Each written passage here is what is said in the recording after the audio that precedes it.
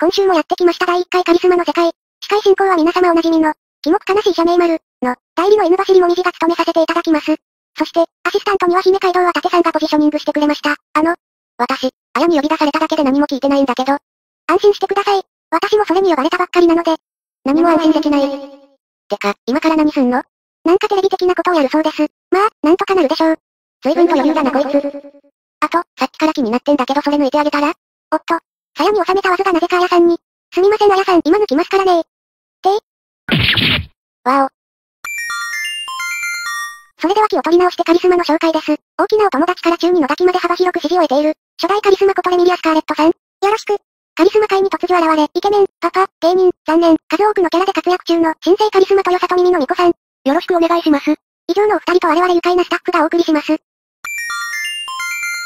今回、お二人が果たして本当にカリスマなのかと確認するために、お二人にはそれぞれ自宅からカリスマを証明できる物品を持ってきてもらいました。それではまず、みこさんからお披露目お願いします。おっと、私からですか。本当は部下たちに最初に見せる予定でしたが、今回は特別に皆さんからお先にお見せしましょう。それではみこさんが準備をしている間に次のコーナー、初めて四角やってみた、です。いいのかこれ？今回はペンネーム、マガトロでアリンスさんのやってみた、です。では VTR どうぞ。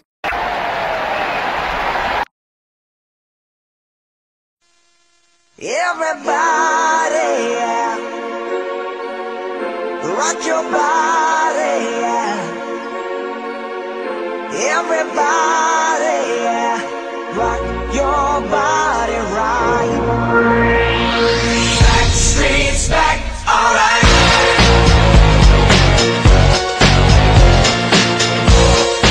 Hey, now, oh my God, we're back again. Brothers, sisters, everybody sing. Gonna bring the flame, I'll show you how. Got a question for you, better answer now. Yeah.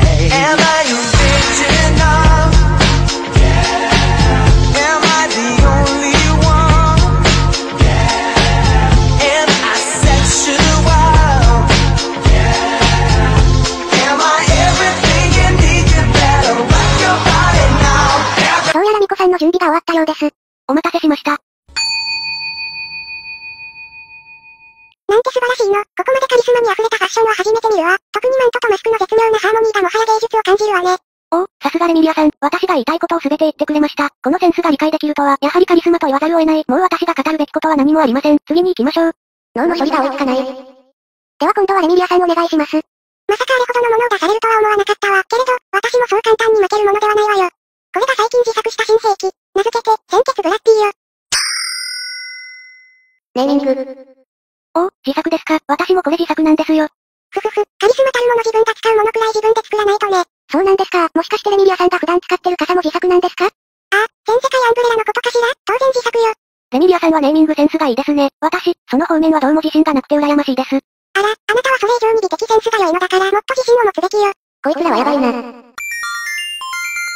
カリスマはどこからやってくるのか、カリスマは何故あるのか、このコーナーではカリスマの歴史からコナンの犯人まで、視聴者からのありとあらゆる質問をお二人に答えてもらい、カリスマの心理に近づくためのコーナーです。では早速畑さん、最初のお手紙をお願いします。ではペンネーム、社名丸あやさんからのお手紙です。私は日頃から人のプライバシーを覗き見る、ゴミみたいな新聞記者です。救いようのないほど無能でクズな自分に、毎晩頭を悩ませています。私の知り合いの綺麗で優秀な優しい白老天狗が、気にかけてくれることが唯一の救いです。これから私はどうした方がいいのでしょうか？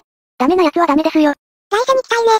次はペンネーム、いざよい咲夜さんからのお手紙です。お嬢様急に外出されては困ります。パチュリー様が頼みたいことがあるそうです。早めのご帰宅お願いします。なんか知り合いと同じ名前のペンネームが来たんだけど。まあ、かっこいい名前だから被ることくらいあるんじゃないですか？それもそうね。あ、この名前私がつけたのよ。結構気に入っているの。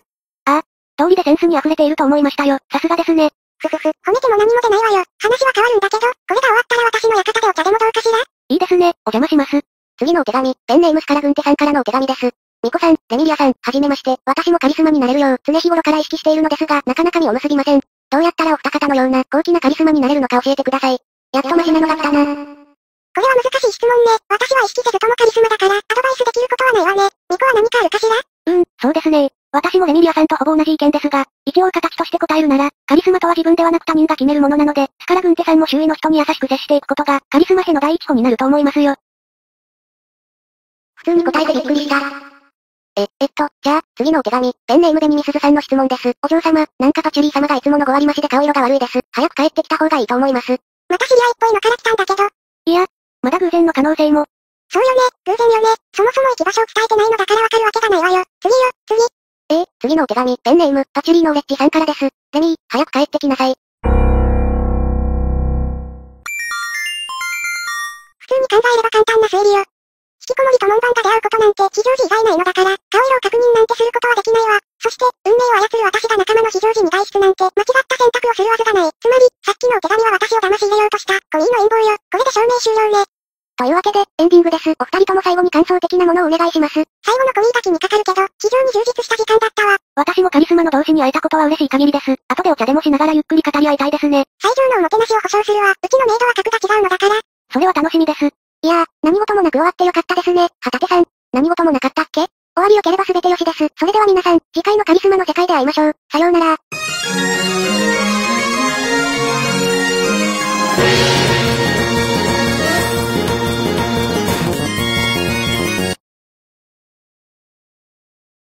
んか映画ないんだけど。テニスでもしたんですかね？